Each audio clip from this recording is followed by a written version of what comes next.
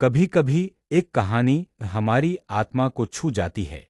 एक ऐसा किरदार जो सच को अपना धर्म बना लेता है, और जब पूरा संसार झूठ के सामने घुटने टेक देता है, वो एक व्यक्ति बिना झुके, बिना डरे, सब कुछ खोकर भी सिर्फ सच के लिए जीता है।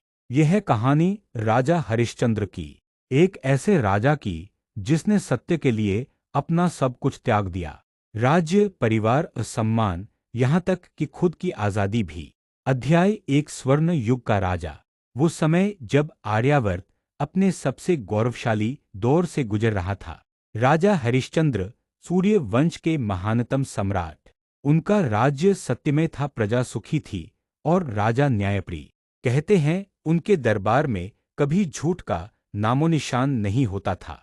हरिश्चंद्र का वचन पत्थर की लकीर समझा जाता था। लेकिन देवताओं को लगने लगा, क्या इंसान सच में इतना अड़िग हो सकता है? क्या एक इंसान सच के लिए सब कुछ खोने को तैयार हो सकता है?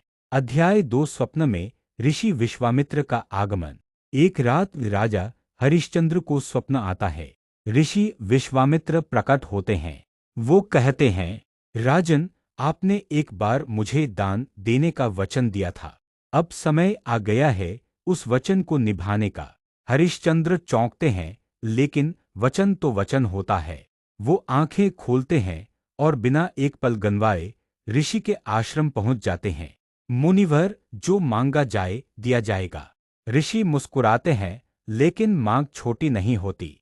ये पूरा राज्य चाहिए, और कुछ स्वर्ण दान में। हरिश्चंद्र बिना हिचक पूरा राज्य, राजसिंहासन और वैभव ऋषि को सौंप देते हैं। लेकिन स्वर्ण वो तो नहीं बचा।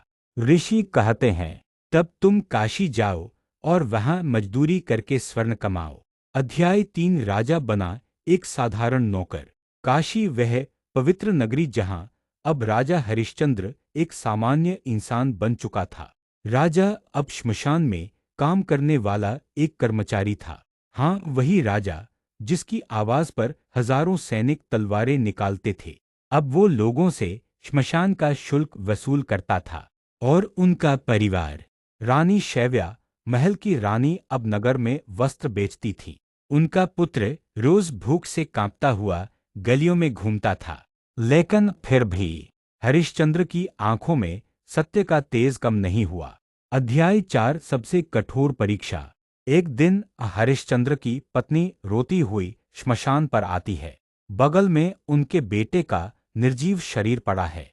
सांप के काटने से उसकी मृत्यु हो चुकी थी। रानी कहती है, स्वामी, इसे अग्निसंस्कार दें, ये हमारा बेटा है। हरिश्चंद्र की आंखें नम थी, लेकिन फिर भी वो बोले, श्मशान कर का मूल्य दिए बिना संस्कार नहीं हो सकता, चाहे मृत शरीर मेरे बेटे का ही क्यों ना हो। सोचिए कैसा होगा वो क्षण, जब एक पिता अपने ही बेटे के शव को जलाने से पहले अपनी पत्नी से पैसे मांगता है, केवल इसलिए कि वो झूठ और पक्षपात के रास्ते न जाए। रानी अपने कान की बाली निकालती है और पति को देती है ताकि बेटे की अंत्येष्टि हो सके। अध्याय 5, सत्य की विजय। आसमान तक कंप उठा था उस दिन। देवता, ऋषि और ब्राह्मण भी चकित थे। एक इंसान जिसने वचन निभाने के लिए अपना पुत्र तक खो दिया। क्या ऐसा भी संभव है? ऋषि विश्वामित्र खुद प्रकट होते हैं। राजन, आपने हमें सिखा दिया कि मनुष्य क्या कर सकता है। आपने सच को भगवान बना दिया। अब समय है सब कुछ आपको वापस लौटाने का। तभी एक चमत्कार होता है। उनका पुत्र जीवित हो उठता है। राज्य लौट आता है, सम्मान लौट आता है, और देवताओं की ओर से उन्हें सत्यव्रत की उपाधि दी जाती है। आज जब हम झूठ बोलने से पहले सोचते तक नहीं, जब वादे करना तो आसान होता है लेकिन निभाना मुश्किल, तब राजा हरिश्चंद्र की कहानी हमें एक आईना दिखाती है कि सच बोलना आसान नहीं, पर जो सच के लिए जीता है वो अमर हो जाता है। क्योंकि धन, सत्ता, परिवार सब छीन सकता है, लेकिन चरित्र वो ही है जो तुम्हें राजा से महान बना सकता है। अगर ये कहानी आपके दिल को छू गई तो याद रखिए, सच बोलना कभी पुराना नहीं होता, बल्कि वही तुम्हारी सबसे बड़ी ताकत बन सकता है। ये थी कहानी राजा हरिश्चंद्र की, जिसने सच के लिए सब कुछ खो दिया और फिर भी सब कुछ पा लिया।